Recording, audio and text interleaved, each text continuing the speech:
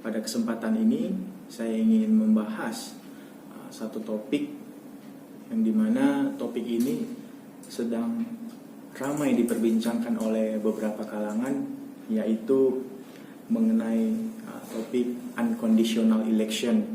Nah, pertama, mengapa kita harus mengetahui apa itu unconditional election? Karena memang sebagai orang Kristen kita harus memiliki pengertian yang benar.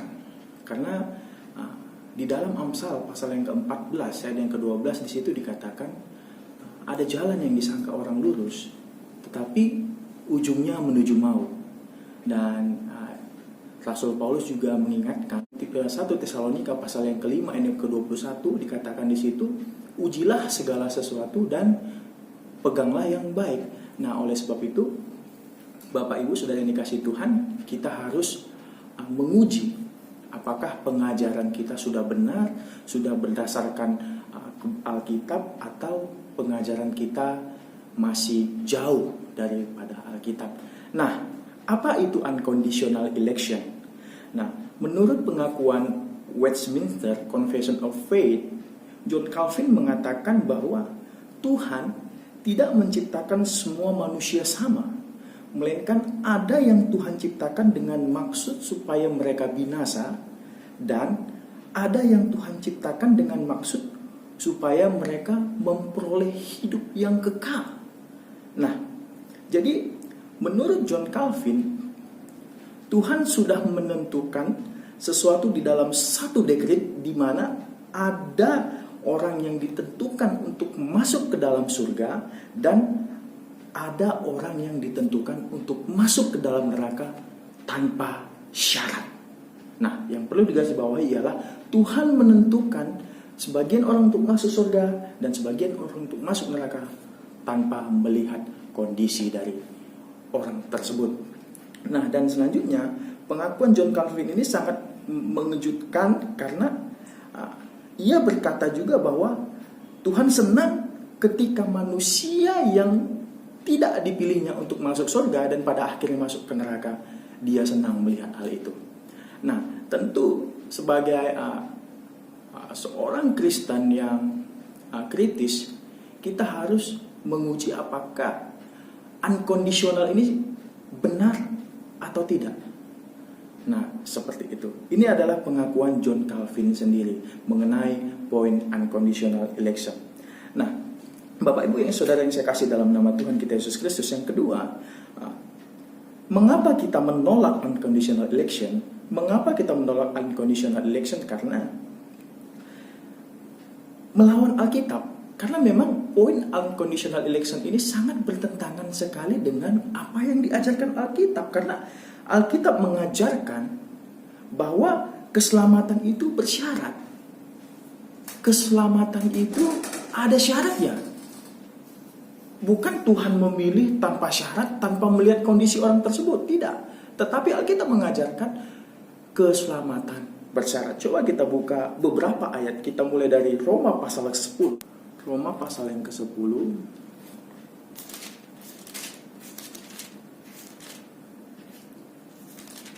Ayatnya yang ke-9 sampai ke-10 di sini dikatakan, sebab jika kamu mengaku dengan mulutmu bahwa Yesus adalah Tuhan dan percaya dalam hatimu bahwa Allah telah membangkitkan Dia dari antara orang mati, maka kamu akan diselamatkan.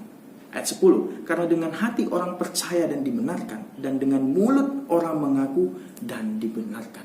Nah, jadi Bapak Ibu Saudara yang dikasihi dalam Tuhan Yesus Kristus, dari ayat ini kita bisa tahu bahwa dengan mulut kita mengaku dan dengan hati kita percaya, maka kita akan diselamatkan. Berarti ada syarat. Syaratnya apa? Kita harus percaya kepada karya penebusan Yesus Kristus di atas kayu salib.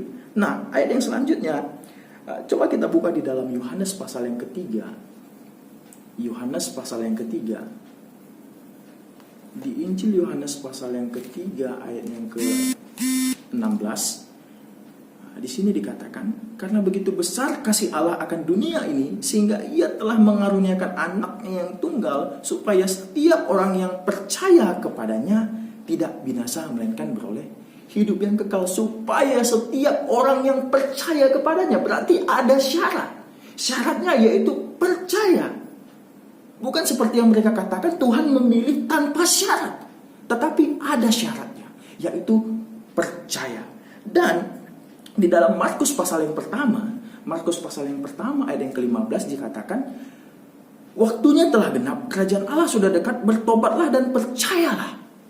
Ini adalah suatu himbauan kepada setiap manusia agar bertobat dan percaya kepada karya Yesus Kristus di atas kayu salib.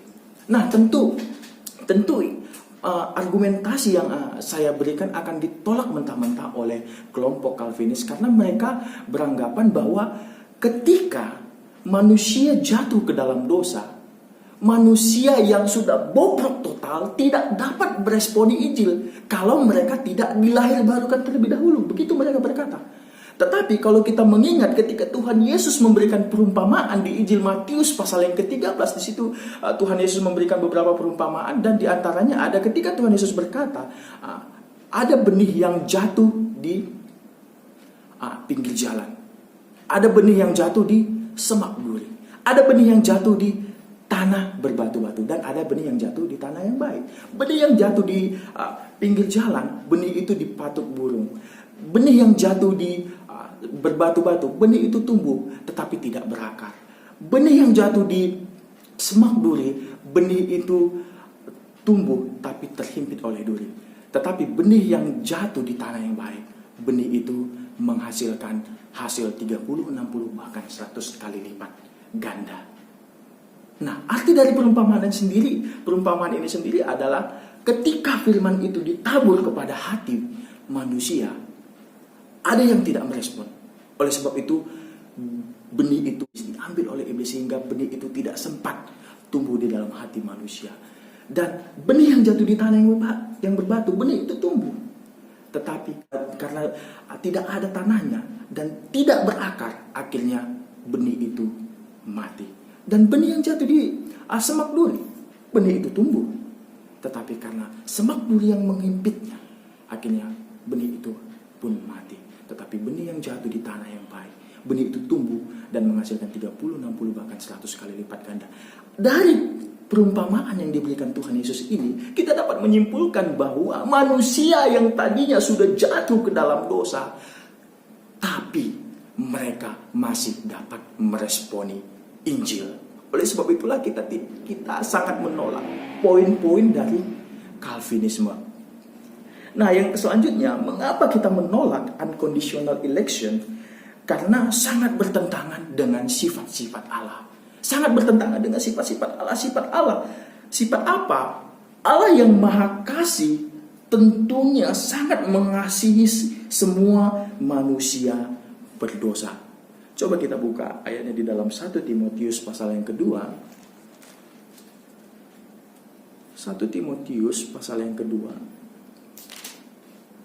ayatnya yang ke-6.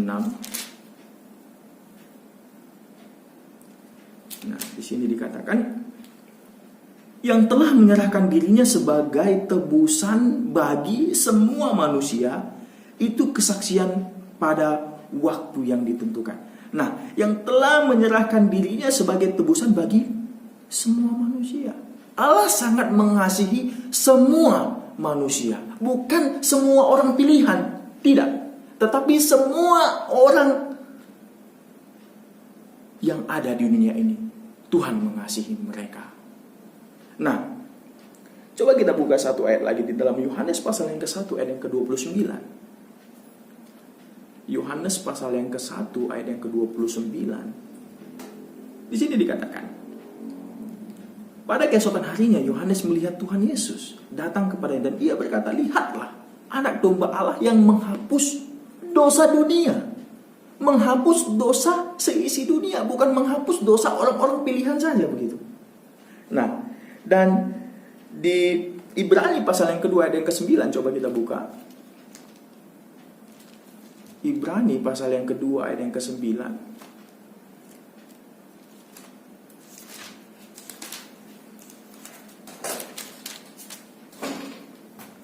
Tetapi dia yang untuk waktu yang singkat dibuat sedikit lebih rendah daripada malaikat-malaikat, yaitu Yesus, kita lihat yang oleh karena penderitaan maut dimahkotai dengan kemuliaan dan hormat, supaya oleh kasih karunia Allah ia mengalami maut bagi semua manusia. Berarti karya penebusan Yesus Kristus itu adalah karya penebusan untuk semua manusia. Bukan untuk orang-orang pilihan, tetapi untuk semua manusia. Tetapi agar karya Yesus Kristus teraplikasi kepada manusia, manusia itu harus meresponnya, harus percaya. Itulah syarat yang kita bahas di awal tadi. Nah, Bapak Ibu Saudara yang dikasih dalam Tuhan Yesus Kristus, nah, mengapa kita menolak unconditional election? Yang pertama tadi karena melawan Alkitab, karena Alkitab mengajarkan bahwa keselamatan itu bersyarat.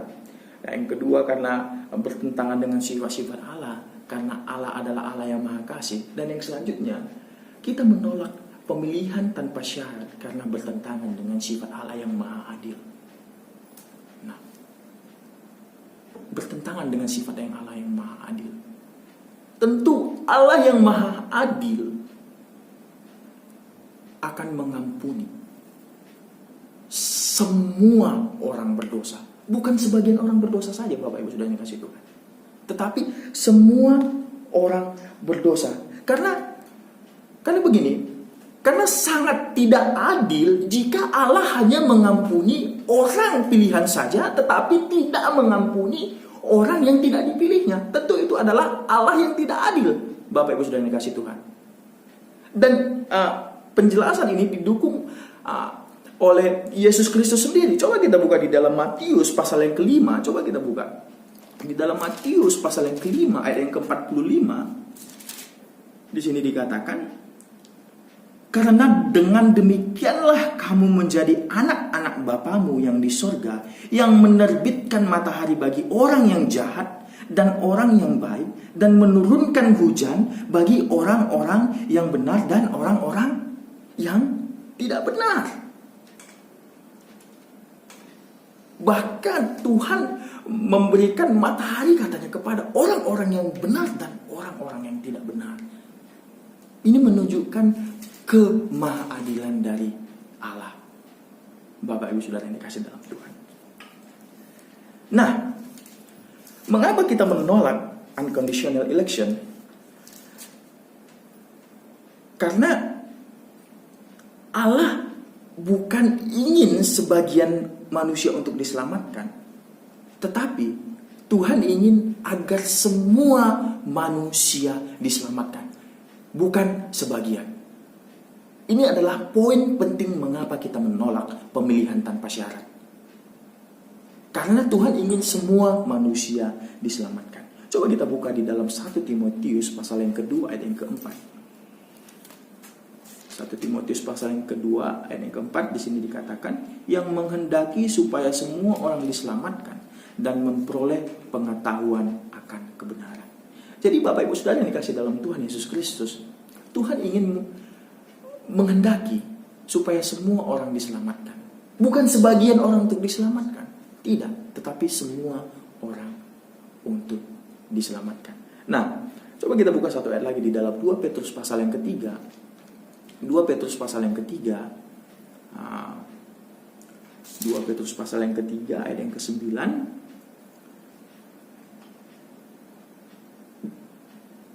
2 Petrus pasal yang ketiga ayat yang ke-9. Nah, Tuhan tidak lalai menepati janjinya, sekalipun ada orang yang menganggapnya sebagai kelalaian, tetapi ia sabar terhadap kamu, karena ia menghendaki supaya jangan ada orang yang binasa, melainkan supaya semua orang berbalik dan bertobat. Nah, Tuhan menghendaki supaya jangan ada yang binasa, tetapi katanya di sini apa? Supaya semua orang berbalik dan bertobat.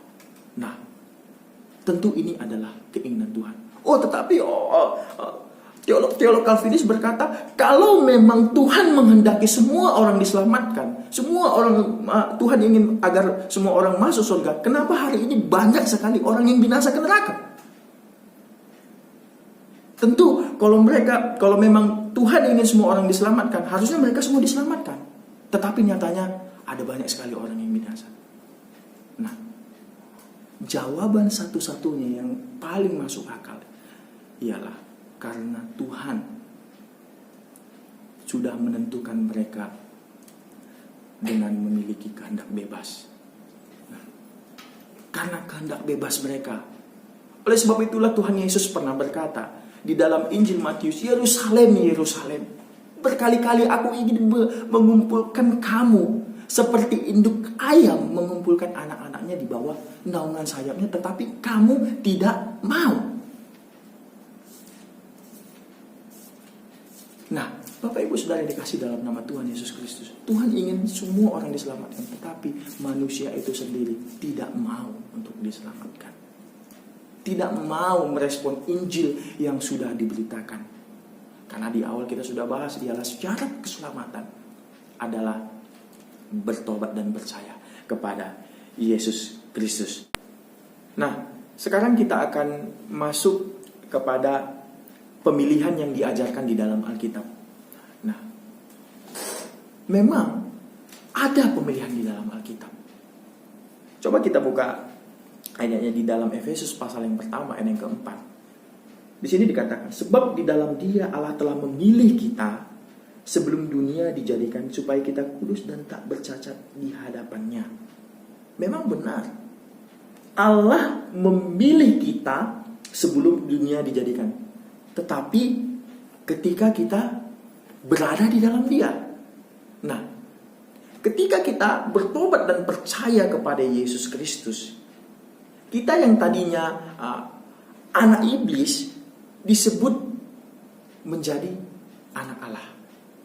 Oleh sebab itulah di dalam Efesus pasal yang pertama ayat yang pertama dikatakan, Efesus pasal yang pertama ayat yang pertama di sini dikatakan,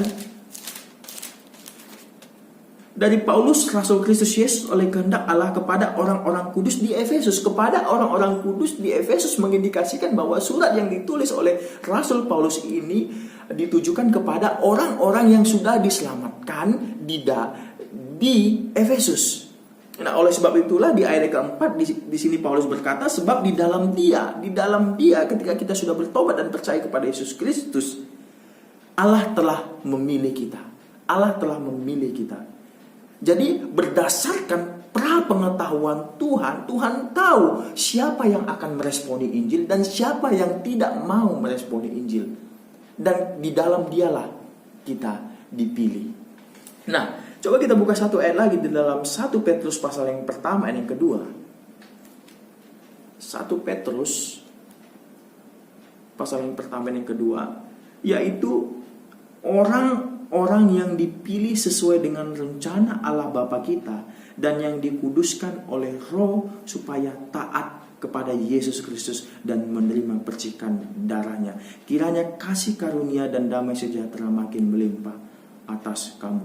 Nah, ayat ini sering sekali disalahgunakan oleh kaum Calvinis. Mereka berkata yaitu orang-orang yang dipilih. Nah, ini dipilih sesuai dengan rencana Allah Bapa, kata mereka.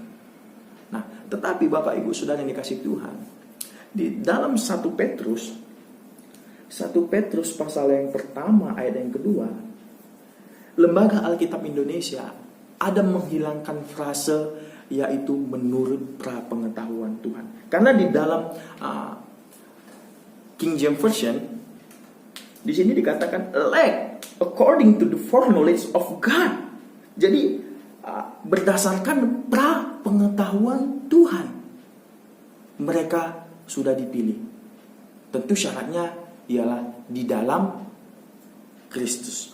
Nah, pemilihan yang di dalam Alkitab juga ada di dalam Roma pasal yang ke-8.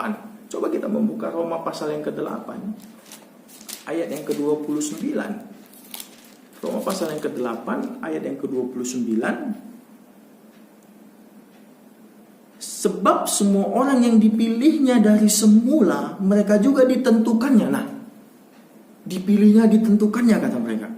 Dari semula untuk menjadi serupa dengan gambaran anaknya, supaya anaknya itu menjadi yang sulung di antara banyak saudara.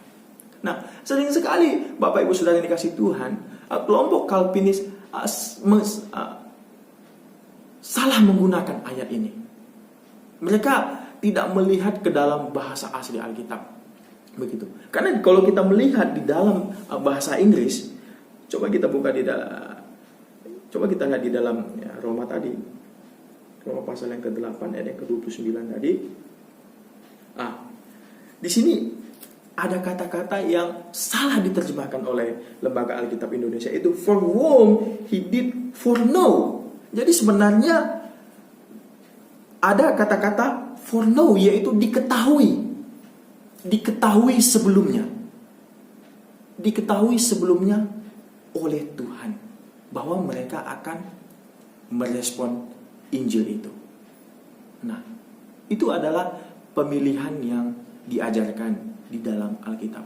Tentu pemilihan tidak bersyarat, tidak ada diajarkan di dalam Alkitab, Bapak Ibu Saudara yang dikasih Tuhan. Nah, saya sudah jelaskan di awal bahwa pemilihan tanpa syarat itu didasarkan atas manusia yang tidak bisa merespon. Oleh sebab itulah mereka berkata, karena manusia tidak bisa merespon, oleh sebab itu Tuhan memilih mereka tanpa syarat. Tetapi saya sudah mengatakan tadi bahwa manusia masih bisa merespon, dan Alkitab mendukung hal itu di dalam perumpamaan Tuhan Yesus. Nah, jadi Bapak Ibu Saudara yang dikasih dalam nama Tuhan Yesus Kristus, dari penjelasan singkat ini, saya ingin jika Bapak Ibu menonton video ini, biarlah ini menjadi titik terang pertama bagi Bapak Ibu sekalian untuk merespon terang-terang yang selanjutnya. Agar apa? Agar kita menjadi orang Kristen yang memiliki pengertian yang benar, pengetahuan yang benar akan Allah. Nah, demikian penjelasan yang bisa saya sampaikan. Sekian dari saya Samuel Simbolon. Mara.